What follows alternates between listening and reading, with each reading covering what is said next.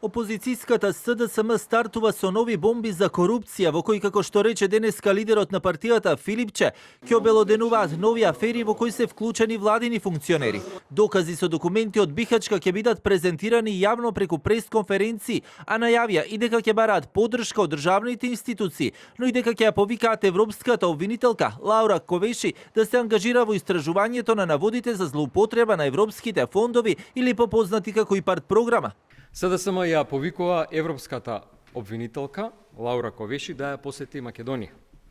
Лично да се запознае со малверзациите кои ВМРО ДПМН ги прави со европските фондови, меѓу кои, и тоа што е веќе јасно, ИПАРД програмата во која се загрозени 130 милиони евра.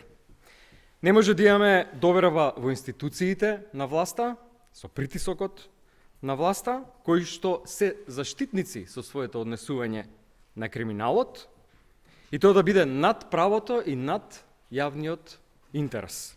За помош ќе побараме и иницијатива, ќе поднесеме до антикорупцијските институции во Италија, кои што со години и децении се бореа против најорганизираната европска мафија, Коза Ностра.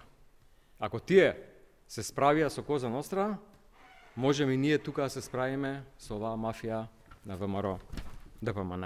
Од владачката ВМРО ДПМН пак ваквиот чекор на Филипче го оценија како политичка иронија, обвинувајќи ја токму СДСМ дека, како што велат и нивното раководство, актуелно, но и поранешно, најмалку имале право да говорат за правда и дека тие, како што додаде портпаролот на ВМРО ДПМН Манасиевски, биле главниот извор на криминал и корупција. Кога Филипче зборува за честност, а Заев е се уште лидер во сенка на СДС, тоа е отворено подценување на граѓаните.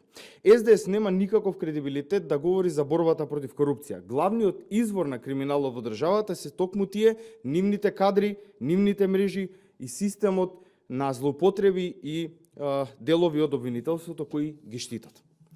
Овој настап на СДС, односно на Филипче, е уште едно политичко харикири.